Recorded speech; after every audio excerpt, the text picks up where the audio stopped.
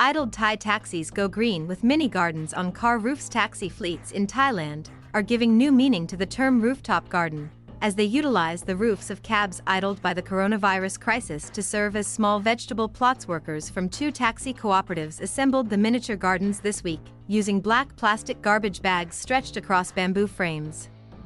On top, they added soil in which a variety of crops, including tomatoes, cucumbers and string beans, were planted.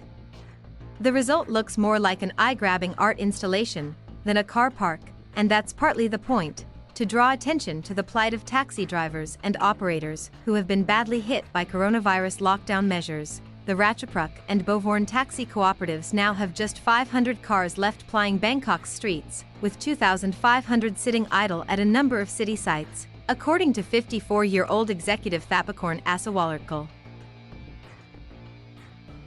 With the capital's streets deathly quiet until recently, there's been too much competition for too few fares, resulting in a fall in drivers' incomes. Many now can't afford the daily payments on the vehicles, even after the charge was halved to 300 baht, Thapakorn said. So they have walked away, leaving the cars in long, silent rows.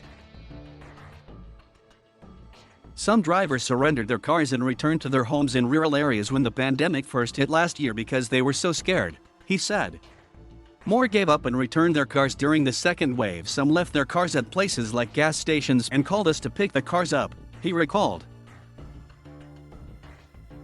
With new surges of the virus this year, the cooperatives were completely knocked out, as thousands of cars were given up by their drivers, he said. Thailand's new infections have ranged just under 15,000 in recent days after peaking above 23,400 in mid-August.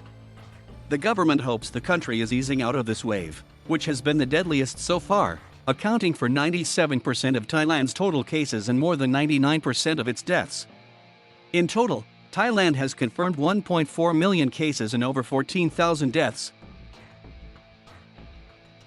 The situation has left the taxi companies in financial peril, struggling to repay loans on the purchase of their fleets. Ratchapruk and Bovorn cooperatives owe around 2 billion baht, Thapakorn said. The government has so far not offered any direct financial support. If we don't have help soon, we will be in real trouble, he told the Associated Press on Thursday. The taxi top gardens don't offer an alternative revenue stream. The cooperative staff, who were asked to take salary cuts, are now taking turns tending the newly made gardens. The vegetable garden is both an act of protest and a way to feed my staff during this tough time, said Thapakorn. Thailand went through political turmoil for many years, and a great flood in 2011, but business was never this terrible.